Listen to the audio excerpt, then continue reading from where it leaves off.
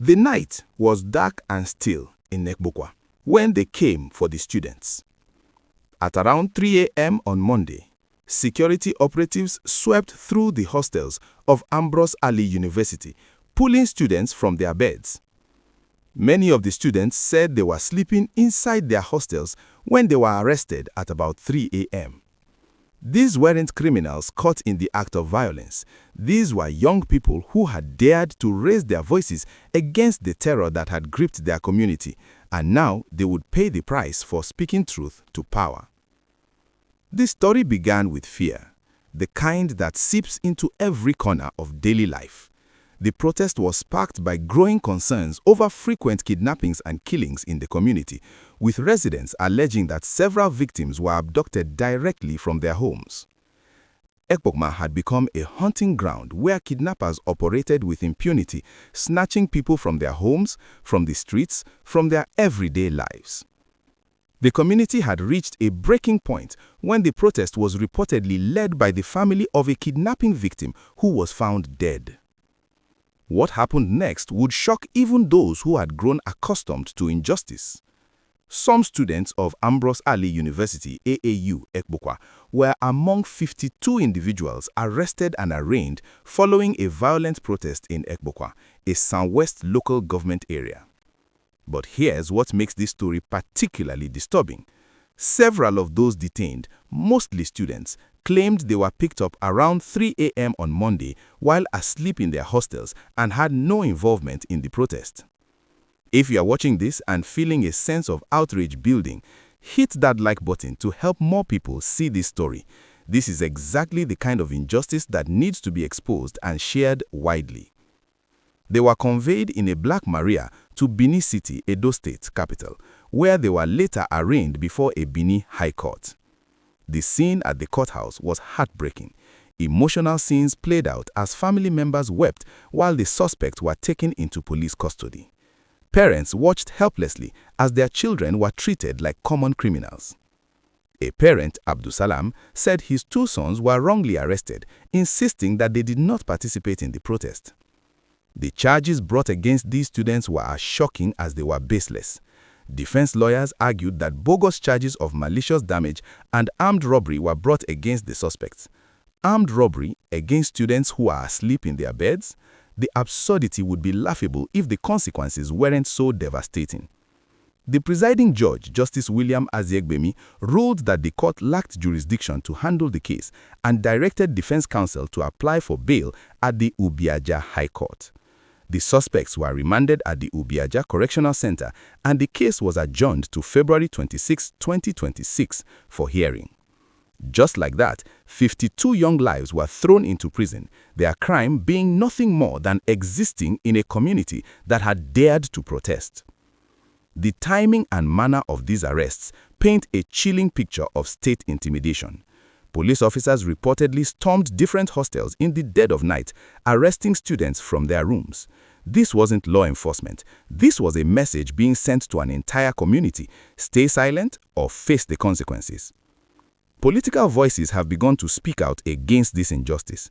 Patient Ndidi Ofure raised concerns saying, "I am concerned about allegations that security operatives raided student hostels and arrested protesters.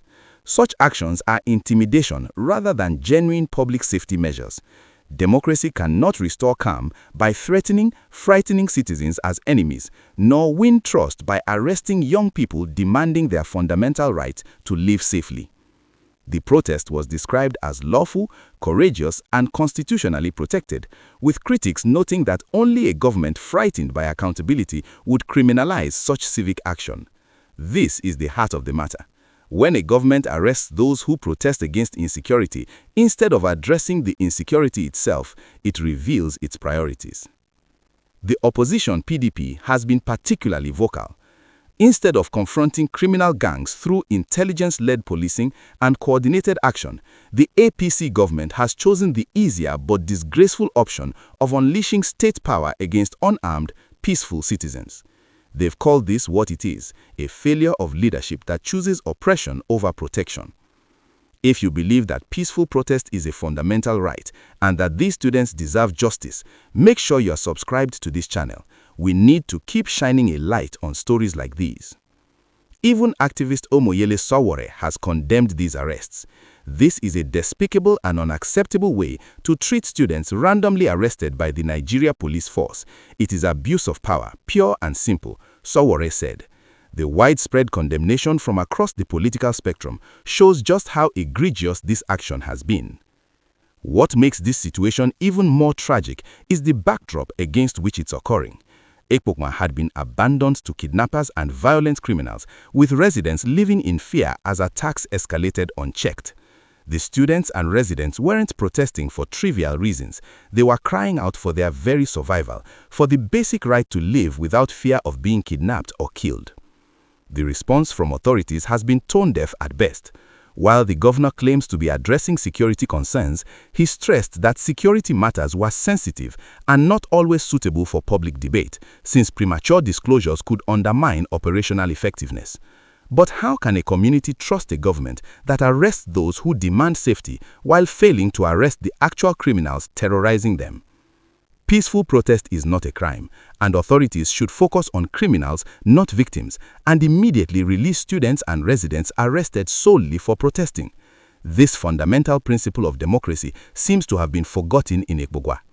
When citizens can't even voice their concerns about their safety without facing imprisonment, we are witnessing the erosion of basic democratic rights. The university itself has been forced to respond to the crisis. The management of Ambrose Ali University, Ekpoma, has announced the closure of the institution and postponed students' resumption and academic activities. Education has been disrupted, lives have been upended, and a community lives in greater fear than before, not just of kidnappers, but now of their own government. As these 52 individuals, mostly students, sit in prison cells tonight, we must ask ourselves what kind of society we are building.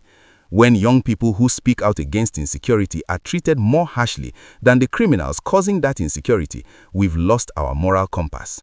When midnight raids on student hostels become the government's response to peaceful protest, we've crossed a dangerous line. The students of Ambrose Ali University didn't ask for much. They asked for safety. They asked for the right to study without fear. They asked for their government to protect them. Instead, they got handcuffs, bogus charges, and prison cells.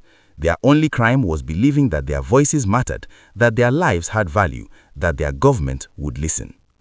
This story isn't just about 52 arrested protesters. It's about the death of accountability, the criminalization of dissent, and the abandonment of a community to both criminals and an oppressive state apparatus. It's about young people learning that in their country, demanding safety is more dangerous than causing insecurity. As we close this commentary, remember that these students need our voices now more than ever.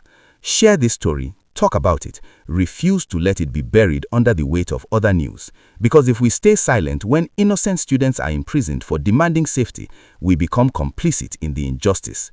The students of Ekpoma stood up for their community. Now it's time for us to stand up for them.